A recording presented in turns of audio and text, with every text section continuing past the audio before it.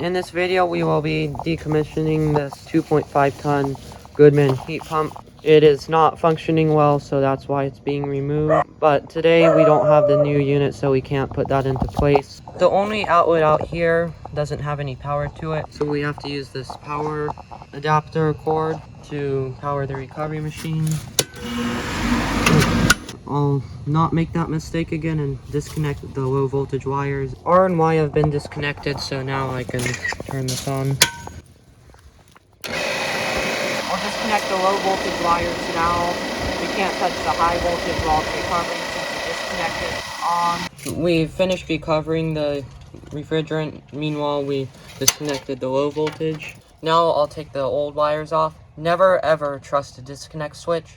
Always double check before you mess with stuff. So that's what I'm going to do now, is check to make sure that it's shutting both poles off. And this adapter cord with the alligator clips and the 120 volt plug on the other end is useful for cases like this. So no voltage here, no voltage from here or here. But if I go to the disconnect switch input, then you do see 240 volts. So now that I verified that there's no voltage here from phase to phase or phase to ground, I can disconnect this contactor and take out the liquid tight fitting. So I use insulated screwdrivers for electrical stuff, and any safety measure is a good measure. So to get this liquid tight fitting out, you can use a specialized conduit wrench, which for some reason I've never gotten them to work well. So there seems to be an adapter in there. The old unit's been cut free. It's currently sitting right here. We taped up those lines since it'll be until Wednesday. It's currently Sunday. This pad looks like a 24 by 24 pad. So we're probably going to end up replacing it with like a 30 by 30. Or this has a scuttle hole type access. You have to use your own ladder to get up here. And here's the indoor unit. Now we can begin disconnecting the indoor unit. We'll start by cutting these lines. The disconnect switch is off, so we'll confirm voltage, but what you'll see right now is just cutting the return plenum and cutting these lines. So it seems like they didn't glue this. The storage got full, so I'll cut this away.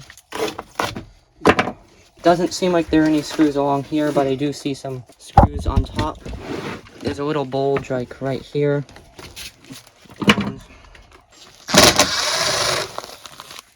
It does seem like there are some screws either on the back holding it, but basically I'll just repeat that process until this comes free.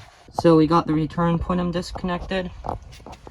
Now we'll take the supply plenum off and disconnect the electrical, and then there's not too much else we can do today, so we'll disconnect the supply plenum now and then move this unit to the side.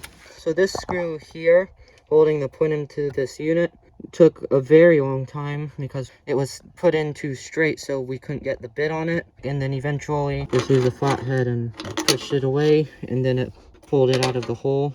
Now this air handler can be moved off to the side, and on Wednesday we'll put the new air handler in here and put the new unit outside.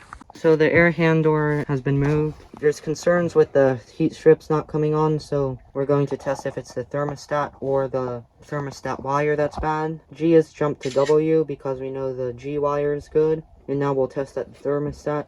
If it says OL, the thermostat wire is bad. We got these lines taped off and we're cleaning up now. When we come back next, we'll vacuum this out to remove all the trash.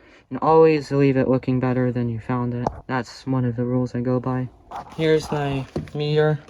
I have this set to continuity. G to W is good. That will conclude part 1 of installing this 2.5 ton heat pump. I'll see you in the next video. I have a Discord server, link is in the description. Please subscribe.